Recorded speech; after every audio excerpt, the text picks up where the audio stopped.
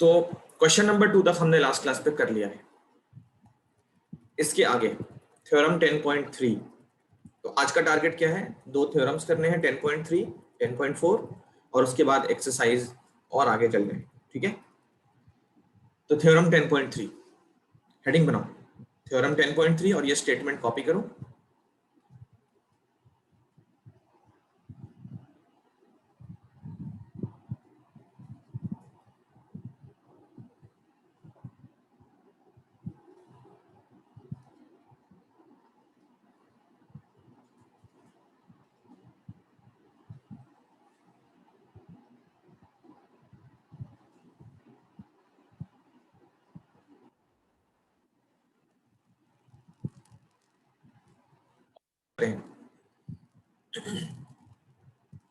The perpendicular from the center of a circle to a chord bisect the chord। बहुत important theorem है, इसको समझना अच्छे से।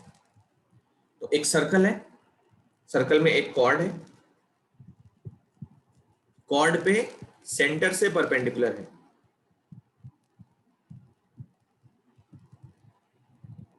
ये सर्कल का सेंटर O पे है, ये A है और ये B है, कॉर्ड पे परपेंडिकुलर है। Given in circle with centre O, radius की लेंथ R। क्या दिया हुआ है? ये मान लिया OD है, OD perpendicular to AB।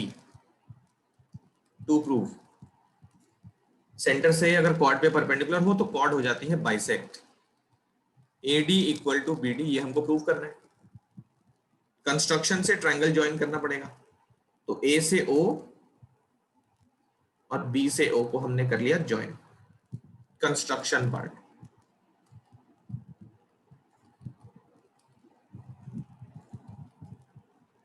Join AO and BO। Proving इन दोनों ट्रायंगल्स को करेंगे कॉन्ग्रुएंट। इन ट्रायंगल्स AOD एंड BOD क्या क्या लिख सकते हैं? देखो, एक तो ये right angle equal 90-90 sir RHS से हो जाएगा। RHS से हो जाएगा, वेरी गुड। एंगल ADO और एंगल BDO बोथ आर 90। इन दोनों के अपोजिट साइड हाइपोटेनस, तो वो रेडियस थी।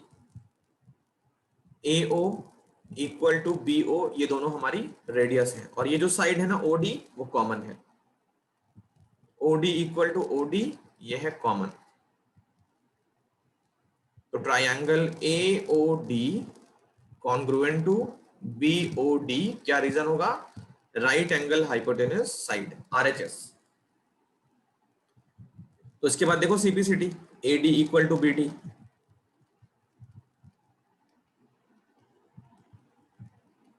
ये हो गया प्रूफ। ओके, कॉपी करो। तो चले जाओ स्टार्ट में, जहां पे हम फॉर्मूले लिख रहे थे,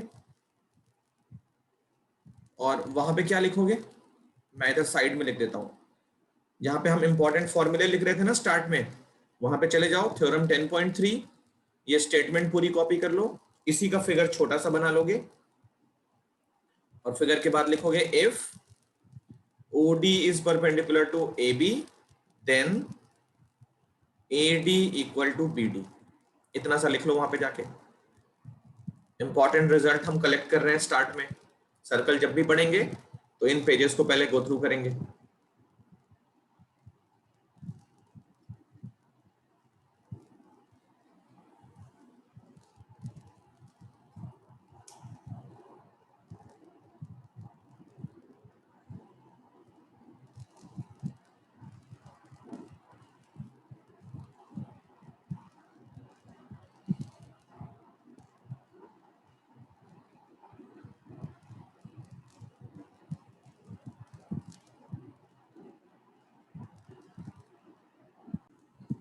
तो अब चलते हैं थ्योरम 10.4 की तरफ। 10.4 जो होगा वो इसका कन्वर्स होगा।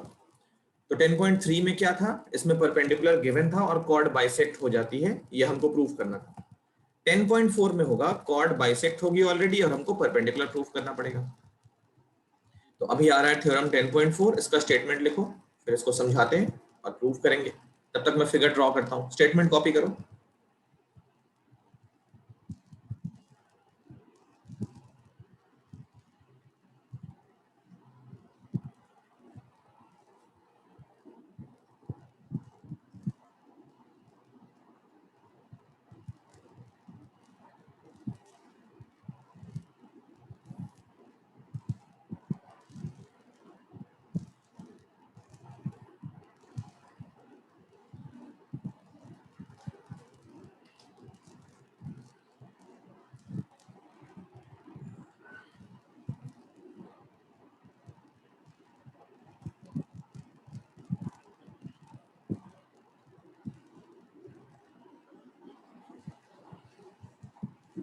तो स्टेटमेंट है the line drawn through the centre of a circle to bisect a chord is perpendicular to the chord. तो ओडी जो लाइन है ना, वो सेंटर से इस कॉर्ड पे ड्रॉ की गई है और कॉर्ड के मिड पॉइंट पे ड्रॉ की गई है। मतलब ओडी लाइन कॉर्ड को बाइसेक्ट कर रही है, तो हमें ये प्रूफ करना है कि ओडी लाइन परपेंडिकुलर होगी। तो 10.3 का कन्वर्स है in circle with centre O radius R AD equal to BD, ये गिवन है।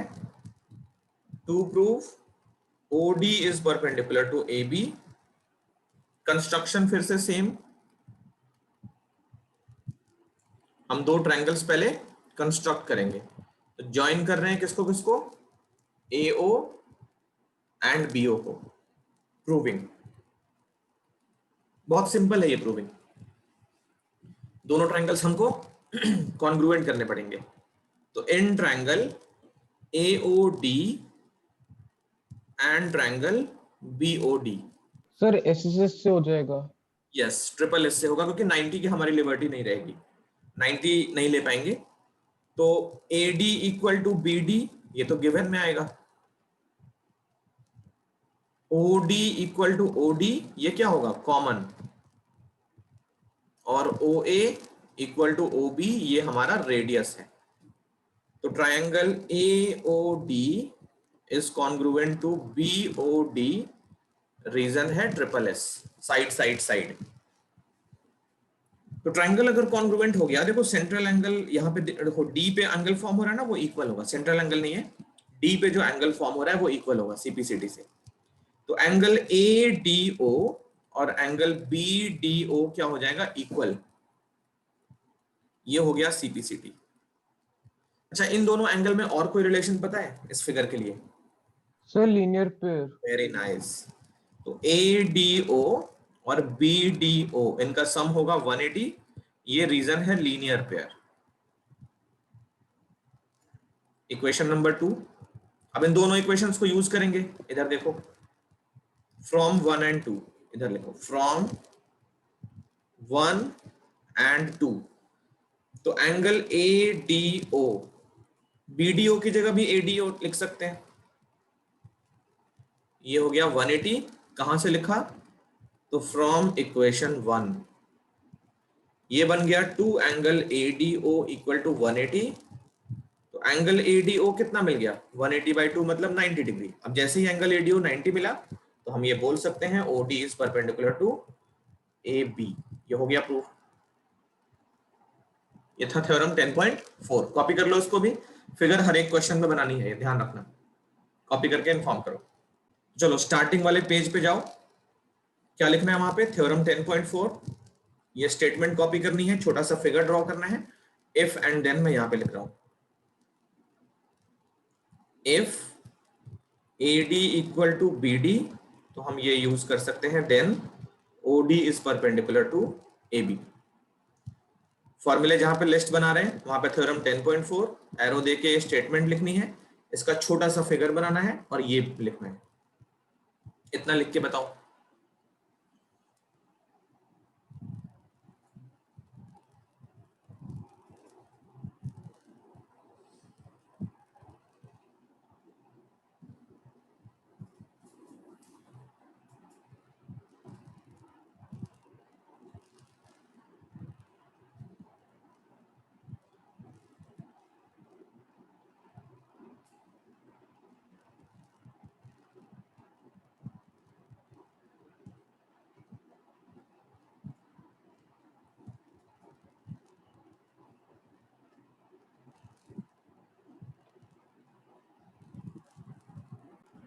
चलते हैं आगे।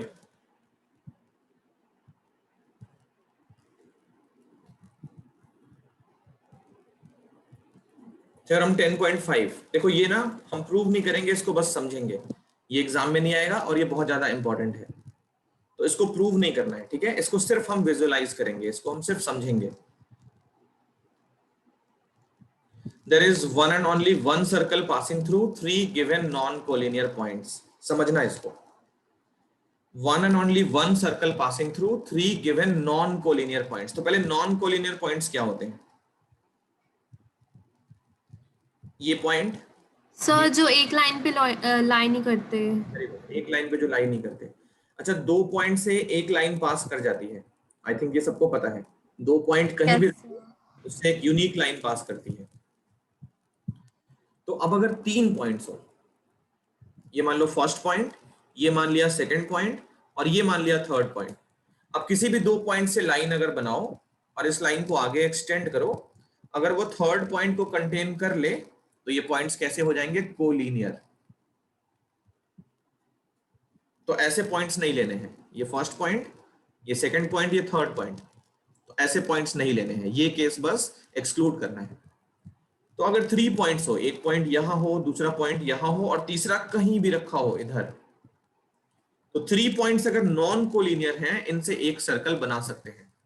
हाँ, सर्कल का डायमेंशन अलग अलग हो सकता है, वो अलग बात है, छोटी सर्कल बड़े सर्कल वो बना सकते हैं। तो 3 पॉइंट्स कहीं भी रखे हो दुनिया में, उससे एक सर्कल पास कर जाएगी, ये हमको विजुअलाइज करना है। इसका प्रूविंग एग्जाम में नहीं आएगा, बट ये इंपॉर्टेंट है, रिजल्ट इसका याद रखना है। देखो क्या करते हैं, पहले कुछ छोटी छोटी बातें तुमको रिकॉल करा दूं। देखो, ये अगर एक लाइन सेगमेंट है, मान लिया ये एक लाइन सेगमेंट है ए बी, तो इस लाइन सेगमेंट का अगर हम परपेंडिकुलर बाइसेक्टर ड्रॉ करें, कंस्ट्रक्शन पढ़ के आए हैं तो याद होगा, इस परपेंडिकुलर बाइसेक्टर पे जितने भी पॉइंट्स होते हैं वो सारे कहां से इक्वल डिस्टेंस पे होते हैं? ए से और बी से। ये बात जानते हो ना? Yes sir. Yes sir. ये प्रॉपर्टी हमको यूज करनी है। अब क्या करो, 3 पॉइंट्स ले लो, ये पॉइंट मान लिया ए, ये पॉइंट मान लिया बी, और ये पॉइंट मान लिया सी। समझते रहना, इनको ज्वाइन करो।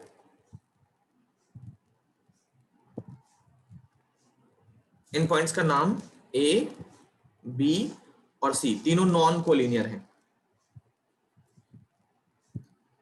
ए बी लाइन का परपेंडिकुलर बाइसेक्टर ड्रॉ करना है, ए बी लाइन का परपेंडिकुलर बाइसेक्टर। देखो यहां पे, तो ये हो गया ए बी लाइन का परपेंडिकुलर बाइसेक्टर। ये क्या करता है? ए बी को परपेंडिकुलरली बाइसेक्ट करता है।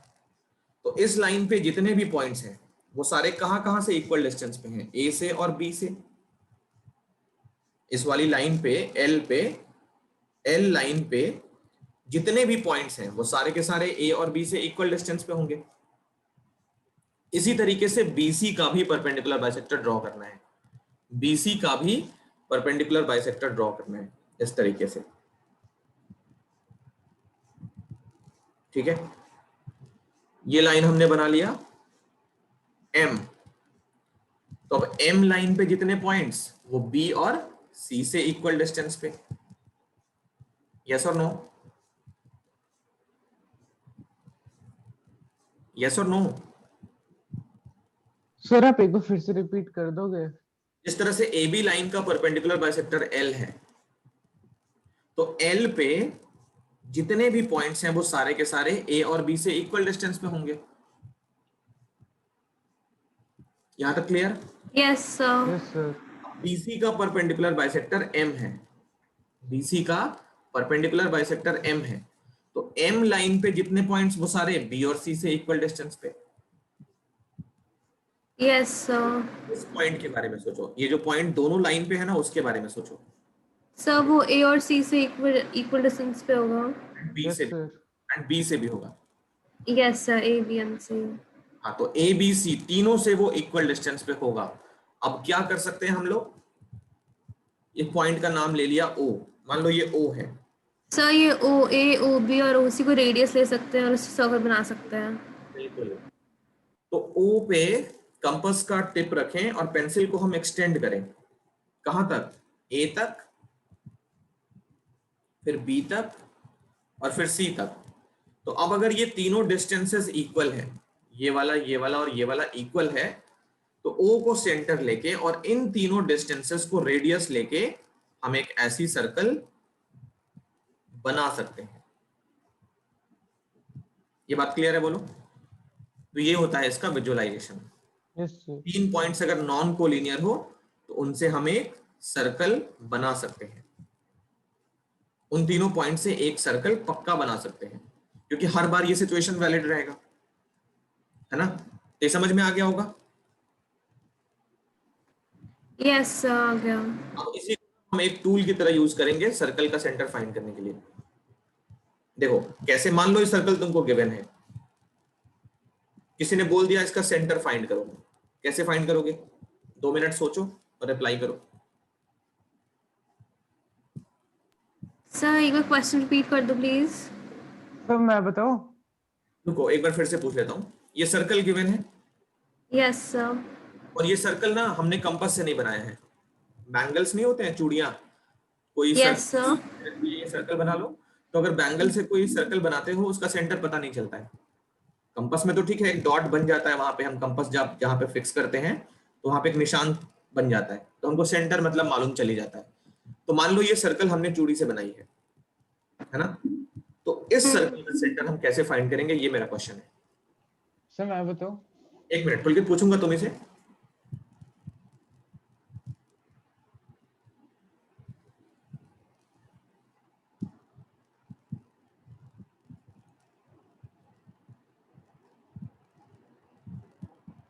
पुलकित मैसेज कर दो अगर पॉसिबल हो, बहुत लंबा सेंटेंस बन रहा है तुम्हारा। Yes sir. अच्छा तो ठीक है, 2 मिनट वेट करो। तो ये कॉर्ड अगर हमने बना लिया, सर्कल का सेंटर अगर नहीं पता है ना तो इस कॉर्ड का मिड पॉइंट निकाल ही नहीं सकते। इस बात को दिमाग में रखो, ठीक है? इस कॉर्ड का मिड पॉइंट नहीं फाइंड नहीं कर सकते बिना परपेंडिकुलर बाइसेक्टर ड्रॉ किए। इस कॉर्ड का मिड पॉइंट नहीं निकाल सकते। तो इस कॉर्ड ओके का सर। मिड पॉइंट चाहिए तो हमको परपेंडिकुलर बाइसेक्टर ड्रॉ करना पड़ेगा। ऐसे नहीं कि बस स्केल लेके मेजर कर लिया, हाफ हाफ कर लिया। तो ये कॉर्ड बना लिया ए बी, इस कॉर्ड का ड्रॉ करोगे परपेंडिकुलर बाइसेक्टर। तो यस सर मैंने वो भी लिखा है आगे। ये बात तो पूरा सही है। तो इस सर्कल का जो सेंटर होगा ना वो इस परपेंडिकुलर बाइसेक्टर पे लाई करेगा, इस बात की गारंटी है। क्योंकि ये लाइन अगर परपेंडिकुलरली बाइसेक्ट कर रही है, तो हमने क्या पढ़ा है थ्योरम में? हमने थ्योरम में ये पढ़ा है कि किसी भी कॉर्ड पे अगर परपेंडिकुलर ड्रॉ करें सेंटर से तो कॉर्ड बाइसेक्ट होती है। अब इसका अदर वे राउंड, अगर हम परपेंडिकुलर बाइसेक्टर ड्रॉ करें तो गारंटी के साथ ये लाइन सेंटर से आ रही होगी, क्योंकि सेंटर से आने वाली लाइन की ही प्रॉपर्टी होती है कि कॉर्ड को परपेंडिकुलरली बाइसेक्ट करना, है ना? तो इस पे सेंटर लाई करेगा इस सर्कल का। एक कॉर्ड और बनानी है, ये मान लिया CD कॉर्ड है, इस कॉर्ड का भी परपेंडिकुलर बाइसेक्टर। तो अब इस सर्कल का सेंटर इस लाइन पे भी होगा और इस लाइन पे भी होगा, तो कहने का मतलब इनके पॉइंट ऑफ इंटरसेक्शन पे होगा। तो ये सर्कल का सेंटर फाइंड करने का प्रोसीजर है, ठीक है? ये मैं भी लिखवाऊंगा इंपॉर्टेंट पॉइंट्स में। पुलकित ने क्या लिखा था? एक परपेंडिकुलर बाइसेक्टर ड्रॉ करो और परपेंडिकुलर बाइसेक्टर का भी परपेंडिकुलर बाइसेक्टर। यहां से गलत हो गया पुलकित, ठीक है? यस बोलो सर। क्लियर? तो अब इसको इंपॉर्टेंट पॉइंट्स की जगह पे जाओ। थ्योरम 10.5 ये स्टेटमेंट लिखनी है सिर्फ, और उसके नीचे एक छोटा सा पॉइंट लिखना है। पॉइंट क्या? एक क्वेश्चन लिखना है, हाउ टू फाइंड। मैं पूरा पूरा लिख देता हूं। इंपॉर्टेंट पॉइंट्स जहां पे लिख रहे हो वहां पे जाओगे, थ्योरम 10.5 ये स्टेटमेंट कॉपी करोगे और उसके बाद एक छोटा सा क्वेश्चन वहीं पे लिखो, how to find centre of a given circle. इसका मैं आंसर लिखता हूं।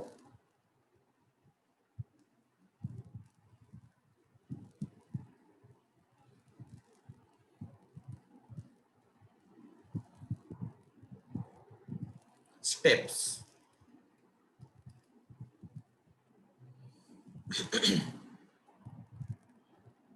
Draw two non-parallel chords AB and CD। अगर chords पैरेलल होंगी तो क्या हो जाएगा? कोई बता सकता है? यहाँ नॉन पैरेलल कॉर्ड्स लिखा है मैंने, अगर कॉर्ड्स पैरेलल हो जाएंगी तो क्या होगा? तो तो सब उनका perpendicular perpendicular bisector same bisector होएगा। एक ही होगा। साइड कर जाएगा। तो भले वो दो कॉर्ड्स हैं बट उससे सेंटर नहीं फाइंड होगा। कोइंसिडेंटली अगर दोनों कॉर्ड्स हमने पैरेलल बना लिया ना, अगर हमने पैरेलल कॉर्ड्स बना लिए हैं तो इसका परपेंडिकुलर बाइसेक्टर बना लिया इस तरीके से, इसका बनाओगे ना तो वो भी इसी लाइन पे पास कर जाएगी। अब सर्कल का सेंटर इस लाइन पे होगा बट ढूंढ नहीं पाएंगे ना। तो कॉर्ड्स कैसी होनी चाहिए? नॉन पैरेलल कॉर्ड्स होनी चाहिए, तभी ये मेथड वर्क करेगा। तो पहला स्टेप वही है कि नॉन पैरेलल कॉर्ड्स हमको बनानी है। अब ड्रॉ परपेंडिकुलर बाइसेक्टर्स, ये लिखते जाओ मेरे साथ साथ क्योंकि समझा तो चुका हूं। उसी पॉइंट पे लिखना है जहां फॉर्मूले लिख रहे थे ना, वहीं पे लिखना है। Draw perpendicular bisectors L and M of these chords। L हो गया इस लाइन का परपेंडिकुलर बाइसेक्टर और M हो गया इस कॉर्ड का परपेंडिकुलर बाइसेक्टर। इसको इस तरीके से L और इस तरीके से M भी लिख लोगे। The point of intersection the point of intersection of L and M is the center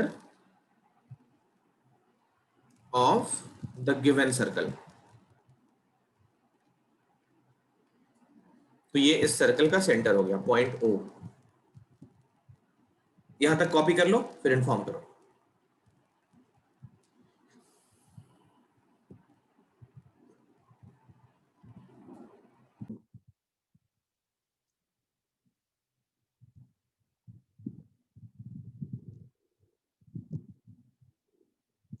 ten 10.3 exercise 10.3 में आते हैं। 10.3 में आई थिंक 4 या 5 क्वेश्चन है। तो इंपॉर्टेंट फॉर्मूले जहां पे लिख रहे थे वहां से वापस आ जाओ। 10.3 क्वेश्चन नंबर 1, ये एक एक्टिविटी है। ये एक एक्टिविटी है। Draw different pairs of circles. Different pair of circles बनाने हैं हमको। How many points does each pair have in common? What is the maximum number of common points, ये बताना है। ठीक है, डिफरेंट पेयर्स ऑफ सर्कल्स बनाने हैं। चलो कोशिश करते हैं। पहला पेयर ऑफ सर्कल ये हो सकता है, एक सर्कल ऐसी बना ली, दूसरा ऐसा बना लिया। इसमें कितने पॉइंट्स कॉमन है वो भी लिखते जाओ। तो 9 पॉइंट कॉमन।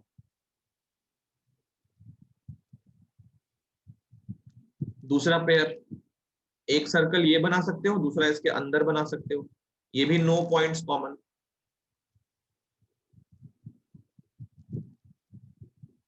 थर्ड, एक सर्कल ये और दूसरी ये, इसमें कितने पॉइंट कॉमन है?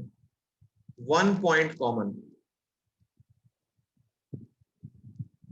इस केस में जो थर्ड केस है ना, इसमें हम बोलते हैं दोनों सर्कल टच कर रही है, externally touching circle. Externally touching circles, इस फिगर को क्या बोलते हैं? ये सर्कल एक्सटर्नली टच कर रही है, एक दूसरे को टच कर रही है। फोर्थ, ये फिगर भी हो सकता है सर्कल इंटरनली टच करे, इसमें भी 1 पॉइंट कॉमन। इस फिगर को बोलते हैं इंटरनली टचिंग सर्कल्स। एक फिगर ये हो सकता है, इसमें कितने पॉइंट्स पे टच कर रहा है? टच नहीं कर रहा है, कट कर रहा है, तो इसको बोलते हैं इंटरसेक्टिंग सर्कल्स। इंटरसेक्टिंग सर्कल्स कितने पॉइंट्स पे टच कर रहा है ये? आई मीन कट कर रहा है? 2 पॉइंट्स कॉमन। तो देखो इस वाले फिगर में, फिफ्थ वाले में, इन दोनों पॉइंट्स को अगर ज्वाइन करोगे ना, ए और बी मान लिया इन दोनों पॉइंट्स को, तो ए बी को अगर ज्वाइन करोगे तो जो कॉर्ड मिल रही है वो पहले वाले सर्कल की भी कॉर्ड है, दूसरे वाले सर्कल की भी कॉर्ड है। तो इस फिगर में ए बी को बोलते हैं कॉमन कॉर्ड। ये सब छोटे छोटे पॉइंट्स हैं, ठीक है। 1 मार्कर इस बार बहुत ज्यादा आएंगे, आई होप तुमको पता है। तो हम एक फाइनल एग्जाम के लिए ना स्ट्रेटेजी बनाएंगे, जब सिलेबस खत्म कर लेंगे तो कितने एमसीक्यू होंगे, कितने 2 मार्कर होंगे, कितने 3 मार्कर, 5 मार्कर, क्या क्या होगा वो हम प्लान करेंगे। तो ये सारे 1 मार्कर पॉइंट्स बहुत अच्छे से संभाल के रखने हैं। और कोई फिगर किसी के माइंड में हो, और कोई डिफरेंट सिचुएशन? इनके अलावा और कुछ है किसी के माइंड में?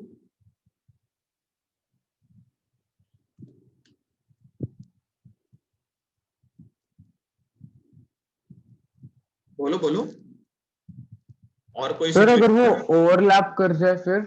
ओवरलैपिंग सर्कल नहीं बनानी है, इसने लिखा है डिफरेंट पेयर्स ऑफ सर्कल। तो एक के ऊपर एक मतलब कॉन्ग्रुएंट सर्कल बनाओगे तो वो एक ही सर्कल काउंट होगी। इसके ऊपर दो क्या हम 10 सर्कल भी डाल दें तो भी ये सिंगल सर्कल काउंट होगी। डिफरेंट पेयर्स ऑफ सर्कल्स बनाने हैं तो ये वाला केस कंसिडर नहीं करेंगे। तो इसने एक लाइन लास्ट में पूछा है, what is the maximum common point, maximum number of points common. तो मैक्सिमम पॉइंट्स कितने हो सकते हैं common? Maximum point, maximum common points क्या हो सकता है? कितने हो सकते हैं बताओ? सर 2। सर 2। यस 2। और मिनिमम बताओ? तो 0। सर 0। 0। ये पहला वाला, दूसरा वाला 0 पॉइंट कॉमन है, ये वाला 1 पॉइंट कॉमन है। 1 पॉइंट कॉमन मेन सर्कल का नाम याद रख लेना। ये सर्कल एक्सटर्नली टच कर रहे हैं, ये इंटरनली टच कर रहे हैं, और ये वाला कॉमन कॉर्ड कॉन्सेप्ट याद रखोगे। चलो ये फिगर डायग्राम बना लो पूरा अच्छे से। आज हम यहीं पे स्टॉप कर रहे हैं, अगली क्लास पे इससे आगे चलेंगे। 10.3 का फर्स्ट क्वेश्चन हमने कर लिया है, अगली क्लास पे होपफुली हम 10.3 खत्म करेंगे, कुछ और थ्योरम भी सीखेंगे। कॉपी करके बता के जा सकते हैं।